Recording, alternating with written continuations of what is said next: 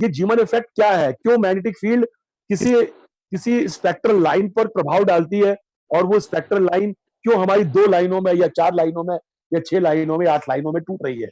उसका कारण ये है कि ट्रांजिशन लेवल्स जो हमारे हैं, जो हमारे एनर्जी लेवल्स है, वो मॉडिफिकेशन में चले जाते हैं। उनका मॉडिफिकेशन कर देती है magnetic field. Magnetic field energy levels का मॉडिफिकेशन कर रही है। अच्छा वैसे अंसारी जरा सा शेयर करिए, थैंक यू वेरी मच। तो अब लोग आते रहेंगे, ज्वाइन कराता रहूंगा मैं उनको। तो ये हमारे पास अल्टीमेटली इक्वेशन 7 बड़ी इंपॉर्टेंट थी और ये आ गई है। और आप देखें कि ये जो एक्चुअली में एक फार्मूला होता है, अगर आप लोग ने ध्यान दिया हो, अगर हम आपको याद कराएं इलेक्ट्रिसिटी मैग्नेटिज्म का फार्मूला, और कुमार मित्तल की किताब अगर पढ़ी हो या कोई भी किताब पढ़ी हो आपने, अगर आपको याद हो कि मैंने एमबी कॉस थीटा, याद है क्या आपको? एमबी कॉस थीटा एनर्जी होती है, पोटेंशियल एनर्जी क्या होती है? MB cos theta, M capital MB cos theta, है ना। कैपिटल एम क्या है? मैग्नेटिक मोमेंट हुआ करता था वहां पर। या आप याद करो P cos theta minus P cos theta, याद करते हैं आप इलेक्ट्रिसिटी में? तो वो भी पोटेंशियल एनर्जी होती है ना। तो हमारे कहने का मतलब यह है कि यहां पर वो फार्मूला जो एम बी कॉस थीटा था, उसमें एम का मतलब यहां पर क्या है? एम का मतलब म्यू है यहां पर। और ये म्यू, म्यू में कौन सा म्यू लेंगे? म्यूएल की म्यूएस? अरे हम म्यूएल म्यूएस की बात ही नहीं कर रहे हैं, उनके रिजल्टेंट की बात कर रहे हैं। भाई जिनके यहाँ आवाज आ रही है पीछे से, वो अपने आप को म्यूट कर ले। बेटा बेटा जिस स्टूडेंट के बैकग्राउंड में आवाज आ रही है, वो अपने आप को म्यूट कर दीजिए प्लीज।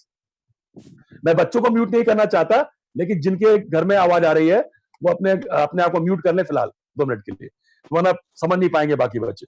तो मैं ये कह रहा था कि जो एनर्जी है, देखिए इक्वेशन नंबर 8 जो है, वो उसी बात को दिखा रही है, MB cos theta. MB cos theta है ना, एमबी, एम माने क्या है? Magnetic moment.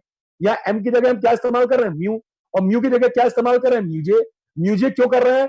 क्योंकि म्यूएल और म्यूएस तो ऑर्बिटल और स्पिन वाले हुए, और इनका रिजल्टेंट कौन हुआ? टोटल। तो टोटल वाला किससे डिनोट करते हैं? जे से डिनोट करते हैं, इसलिए हमने म्यूजे लिया। गुड अंसारी, आपने हाईलाइट कर दिया है, थैंक यू वेरी मच। और बी क्या है? हमारी मैग्नेटिक फील्ड है। कॉस थीटा, थीटा किसके बीच में लेंगे? जे और बी के बीच में लेंगे। बी क्या है? हमारी जो मैग्नेटिक फील्ड की डायरेक्शन है।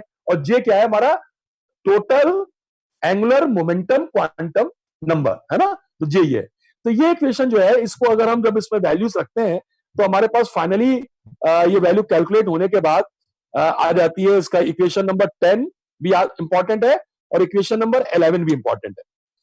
और इसके बाद फिर हम दिखाते हैं कि किस तरह से ट्रांजिशन लेवल्स हमारे मॉडिफाई करते हैं। तो इस पन्ने को आप हटाइए 263 को, एक से ना हटाइए अभी 2 मिनट, अभी मत हटाइए, अब हटाइए। हाँ,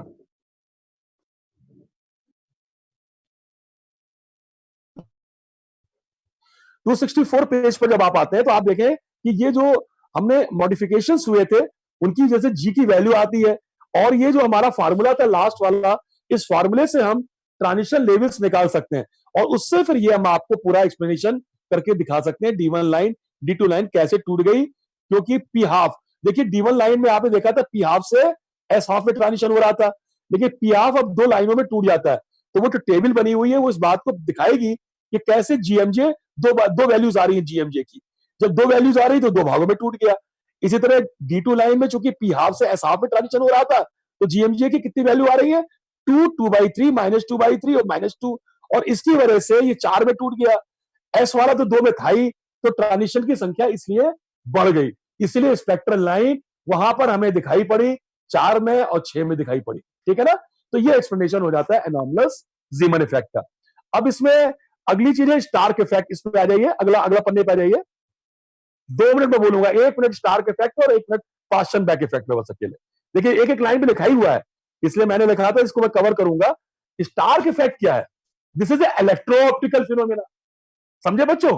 देखिए जीमन इफेक्ट में मैग्नेटो ऑप्टिकल फिनोमेना की बात हुई थी, यहां पर मैंने कहा this is electro optical phenomena. मतलब क्या है? जो काम वहां मैग्नेटिक फील्ड के जरिए हो रहा था, जो स्पेक्ट्रल लाइन स्प्लिट कर रही थी, स्प्लिट करना ज्यादा अच्छा वर्ड है, स्प्लिट कर रही थी बहुत सारी लाइंस में, ऐसा काम यहां इलेक्ट्रिक फील्ड से भी कर स्टार्क ने देखा। स्टार्क नाम के साइंटिस्ट ने ये देखा कि जब इलेक्ट्रिक फील्ड अप्लाई की जाती है किसी स्पेक्ट्रल लाइन में, तो वो तब भी स्प्लिट कर जाती है। तो इसको उन्होंने कहा स्टार्क इफेक्ट। तो ये इलेक्ट्रो ऑप्टिकल फिनोमिना हो गया। तो स्टार्क इफेक्ट समझ में आ गया ना? लेकिन मजेदार बात यह है कि यस जितनी मैग्नेटिक फील्ड, चाहे वो नॉर्मल वाले केस में देख लें जहां स्ट्रॉन्ग मैग्नेटिक फील्ड की बात हो, और एनॉमलस में तो खैर वीक मैग्नेटिक फील्ड लग रही थी, तो वो मैग्नेटिक फील्ड ज्यादा बहुत हाई लेवल की नहीं होती थी।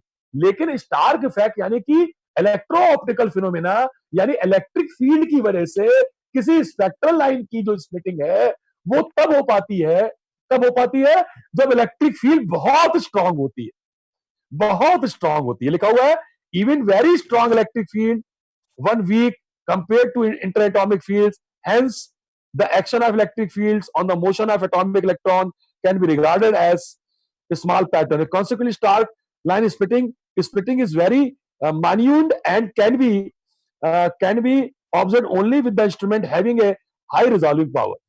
तो बहुत हाई रिजॉल्विंग पावर से इसको कर सकते हैं और हाई इलेक्ट्रिक फील्ड पे ही हम इसको देख सकते हैं। अब पास्टन बैक इफेक्ट क्या है? पास्टन बैक इफेक्ट में कुछ नहीं है, बैक हो जाना है। पास्टन ने क्या देखा कि बैक बैक हो रहा है। क्या बैक हो रहा है? पास्टन बैक इफेक्ट ने देखा कि जो एनॉमलस जीमन इफेक्ट था, एनॉमलस जीमन इफेक्ट में क्या देख रहे थे आप? एनॉमलस जीमन इफेक्ट में देख रहे थे आप कि डीमन लाइन 4 लाइनों में टूटी, है ना?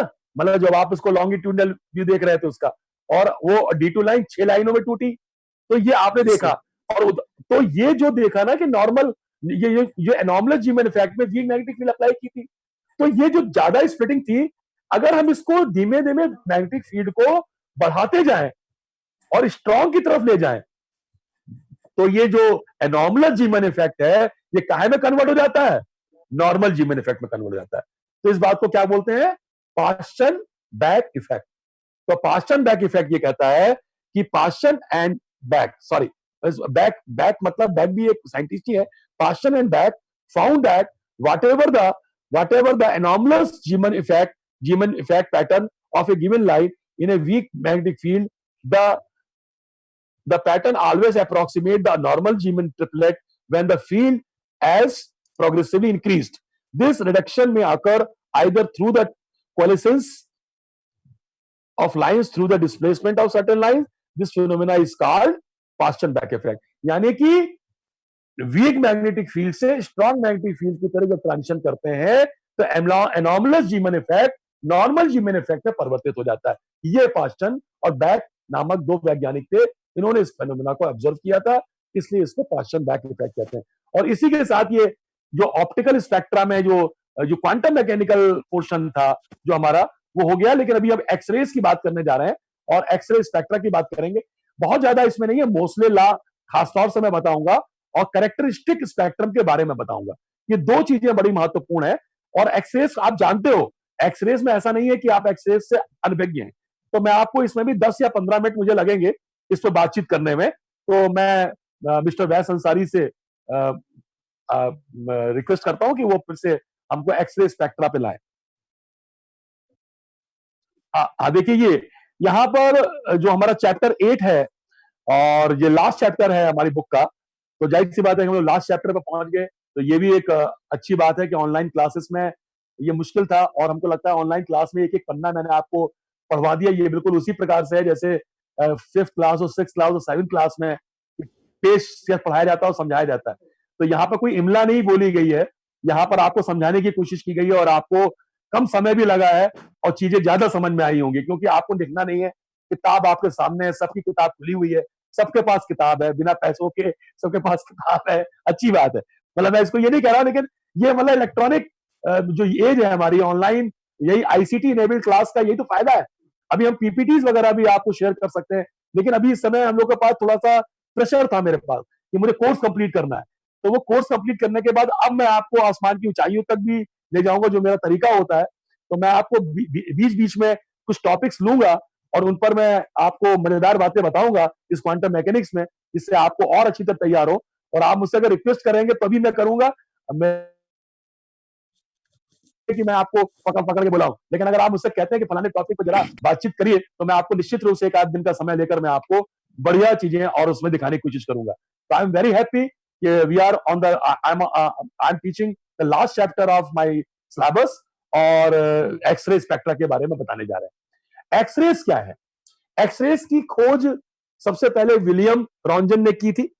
विलियम रॉन्जन ने 1895 में की थी कूलिज नाम के जो वैज्ञानिक थे, उन्होंने एक कूलिज ट्यूब बनाई और एक्सरे का प्रोडक्शन करके दिखाया। तो विलियम रॉन्जन ने देखा था कि फोटोग्राफिक प्लेट्स थी और उसमें इस तरीके से ये प्रभावित कर देती थी। तो ये कुछ एक्सरेज की बात हुई और समझ नहीं पाए थे ये क्या होती हैं। इसलिए एक्स जो कहते हैं ना, जो एल्जेब्रा में एक्स जो होता है अननोन होता है, जो अननोन क्वांटिटी होती है, अननोन एल्जेब्रिक क्वांटिटी होती है, उसको एक्स कहा जाता है। इसलिए एक्सरेज नाम रखा गया क्योंकि एक्स माने अननोन, उस समय अननोन थी ये क्यों पैदा हो गई, क्या कारण है, ये एक्सरेज इलेक्ट्रोमैग्नेटिक रेडिएशंस हैं, क्यों इलेक्ट्रोमैग्नेटिक रेडिएशंस हैं, क्या है, मतलब इसके बारे में कुछ जानते नहीं थे। तो लोग चूंकि अनभिज्ञ थे तो इसलिए थे। अच्छा, एक्सरेज पढ़ाने में थोड़ा मजा इसलिए भी आता है क्योंकि आप मैं आपको एक चीज बता दें कि हम लोग लखनऊ विश्वविद्यालय से संयुक्त है और लखनऊ यूनिवर्सिटी का जो फिजिक्स डिपार्टमेंट है बहुत पुराना है और ये आज 100 वर्ष पूरे हो गए और यहाँ पर जो एक्सरे का स्पेशलाइजेशन होता है, हाँ आज भी होगा, मुझे नहीं पता आज, अब पता नहीं वो लैब की क्या स्थिति है, लेकिन एक गोखले साहब थे यहाँ के हेड लखनऊ विश्वविद्यालय के, जो मैडम क्यूरी की लैब में जिन्होंने काम किया था। मैडम क्यूरी का नाम जानते हैं, जिन्होंने रेडियो एक्टिविटी में बहुत बड़ा जी नोबेल जी प्राइज सर। मिला था।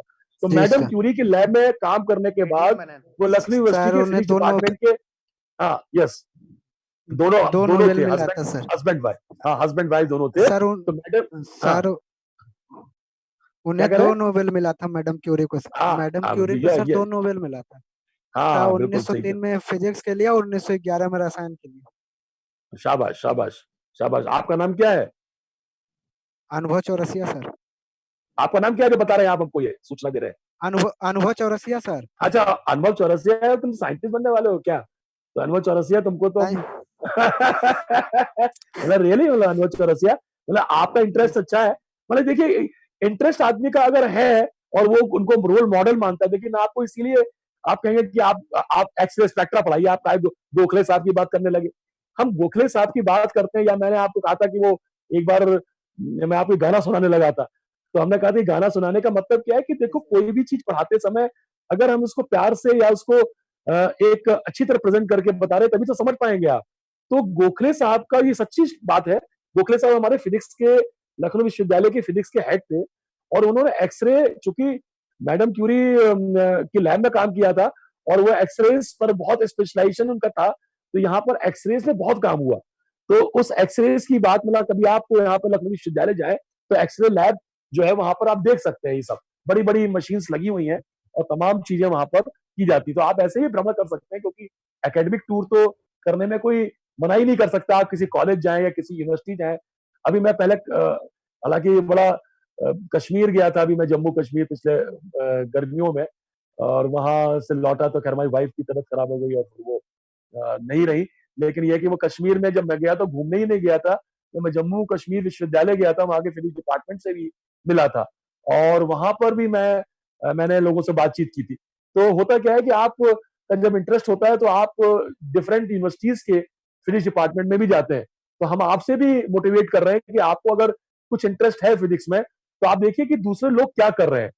तो ये एक्सरेज, मतलब हम पढ़ते हैं तो हम अगर एमएससी करने का आपको विचार होता है तो आप लखनऊ विश्वविद्यालय में अगर एमएससी करने जाते हैं तो एक्सरेज यहाँ पर बढ़िया स्पेशलाइजेशन, हालांकि यहाँ इलेक्ट्रॉनिक्स भी है, यहाँ तमाम है, ऑप्टो इलेक्ट्रॉनिक्स भी है, तमाम स्पेशलाइजेशन है, लेकिन उसमें एक्सरेज का बड़ा यहाँ पर नाम रहा है। तो एक्सरेज अननोन प्रकार की रेज है, ये उस समय तक अननोन, इसलिए अननोन के लिए एक्स बोल दिया गया। कूलिज ट्यूब सभी लोग इंटरमीडिएट में जानते हैं। देखिए कूलिज ट्यूब कुछ भी नहीं है, कूलिज ट्यूब एक प्रकार से उसी प्रकार की चीज है जैसे एक डायोड वॉल्व है ना। एक आपका एनोड है, एक कैथोड है। कैथोड को फिलामेंट होगा, अब फिलामेंट ही कैथोड का काम कर रहा है, तो आपको सब वो दिखाई पड़ रहा है। फिलामेंट को गर्म करने के लिए कोई हीटर होना चाहिए, तो हीटर में कोई हम वहां पर कोई अंगीठी तो रख नहीं देंगे वहां कोयला लगा के। तो जाहिर सी बात है उस फिलामेंट को गर्म करने के लिए हमने क्या किया होगा, एक बैटरी लगाई होगी। ये छोटा सा हीटर, मतलब हीटिंग फिलामेंट बन जाए, वो गर्म हो जाए, तो फिलामेंट जब गर्म होगा तो उसमें से इलेक्ट्रॉन्स निकलेंगे। जब इलेक्ट्रॉन्स निकलेंगे तो वो जो ट्यूब है उसके अंदर वैक्यूम क्रिएट कर देते हैं। और जो एनोड है वो एनोड टंगस्टन का बनाया जाता है, हाई मेल्टिंग पॉइंट का, उसको टारगेट कहते हैं, या एनोड ना बोलकर उसको टारगेट कहते हैं। और टारगेट की जो प्रॉपर्टी है वो है उसका हाई एटॉमिक वेट होना चाहिए, हाई मेल्टिंग पॉइंट होना चाहिए, हाई वेपर प्रेशर होना चाहिए। तो इस प्रकार की चीजें जिससे इवेपोरेट ना कर जाए, बहुत सारी प्रॉपर्टीज उसकी होनी चाहिए। तो ऐसा टारगेट लिया जाता है। और फिर कैथोड और एनोड के बीच में 1,00,000 वोल्ट का, मतलब कम वोल्टेज 20,000 से काम नहीं चलता है, 220 वोल्ट से काम नहीं चलता है, या 1,00,000 वोल्ट का पोटेंशियल डिफरेंस अप्लाई किया जाता है। किसके बीच में? कैथोड और एनोड के बीच में। फिलामेंट का जो कैथोड है उसको गर्म करने के लिए तो मुश्किल से 10-20 वोल्ट 50 वोल्ट से ही गर्म हो जाएगा, लेकिन कैथोड और एनोड 1,00,000 वोल्ट, इसीलिए एक्सरे मशीन को कहीं भी इंस्टॉल करना मुश्किल होता है। आपको आजकल तो हैंडी बन गई है कि आपको घर पे लाकर वो एक्सरे करके चले जाएंगे, लेकिन एक जमाने में तो बड़ी मशीन हुआ करती थी और आपको जाना पड़ता था, चाहे कितना ही फ्रैक्चर हो जाए, आपको जाके एक्सरे कराने के लिए डॉक्टर के पास जाना पड़ता था। लेकिन अगर आज स्थिति है कि अगर आप नहीं उठ सकते हैं तो आपके पास वहीं आकर वो एक्सरे करके चले जाएंगे। तो एक्सरे में पुलिस ट्यूब जो है उसमें कोई बड़ी चीज नहीं है, लेकिन यहाँ पर दो चीजें बड़ी महत्वपूर्ण है। एक महत्वपूर्ण यह है कि फिलामेंट को जो अब हम फिलामेंट का जब हीटर गर्म कर रहे हैं तो उसमें करंट फ्लो कर रहे हैं।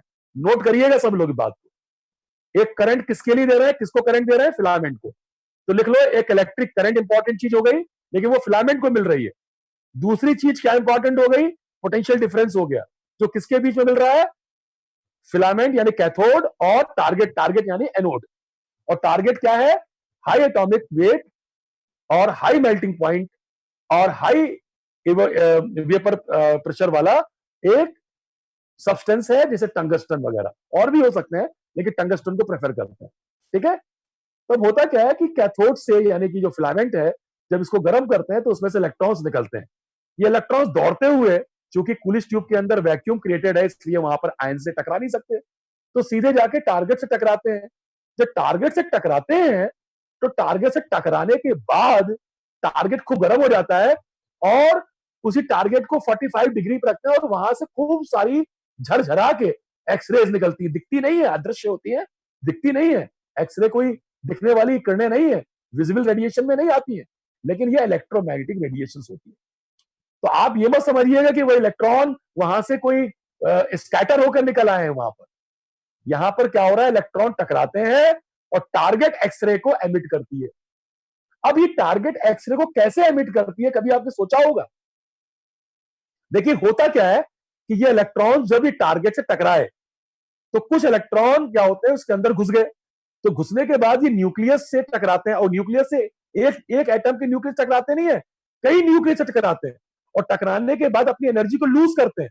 जब एनर्जी को लूज करेंगे तो एनर्जी का लॉस तो किस रूप में आएगा? वो इलेक्ट्रोमैग्नेटिक रेडिएशन, फोटॉन के रूप में आएगा। तो इलेक्ट्रोमैग्नेटिक रेडिएशन वहां से निकल आए। तो चूंकि कोलिजन हर प्रकार के हो सकते हैं और डिफरेंट प्रकार के कोलिजन हो सकते हैं, और मिलियंस आइटम्स हैं टारगेट के अंदर, तो मिलियंस टाइप के कोलिजन हैं, मिलियंस प्रकार की एनर्जीज है, तो मिलियंस प्रकार के डिफरेंट फोटॉन्स की एनर्जी रेंज भी आएगी। तो इस तरीके से कंटिन्यूअस एक्सरेज का जन्म होता है। यानी कंटिन्यूअस एक्सरेज क्या है?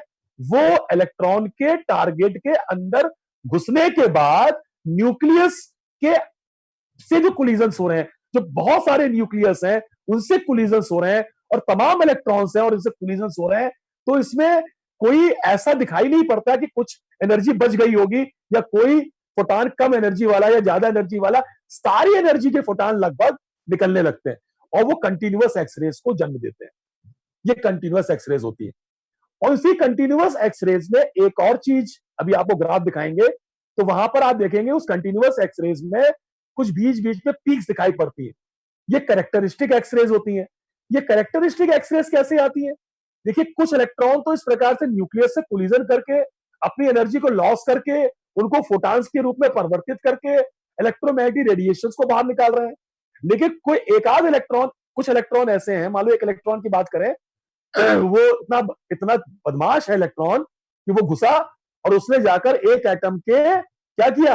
एक एटम के शेल तक घुस गया, न्यूक्लियस तक नहीं पहुंच पाया, और के शेल तक घुस गया। तो के शेल तक जब घुसा तो के शेल का इलेक्ट्रॉन उसे उड़ा दिया, निकाल दिया। अब निकाल दिया तो के शेल के इलेक्ट्रॉन को भरने के लिए ऊपर से इलेक्ट्रॉन का ट्रांजिशन होगा ना। जब इलेक्ट्रॉन का ट्रांजिशन होगा तो एनर्जी का वहां पर भी एमिशन होगा। वो एनर्जी का एमिशन जब होगा तो वो एक तरीके से फोटॉन के रूप में होगा।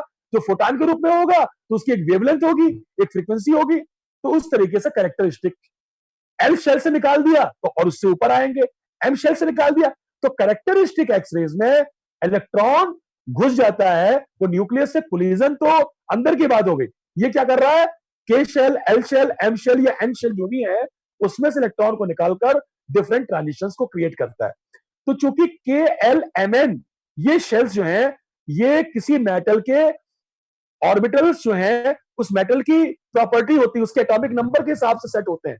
तो इसलिए ये टारगेट के मेटल के नेचर पर डिपेंड करता है कि टारगेट की प्रकृति क्या है, टारगेट किस मेटल का बना है, कैरेक्टरिस्टिक एक्सरेज, इसलिए कैरेक्टरिस्टिक बोलते हैं इसको।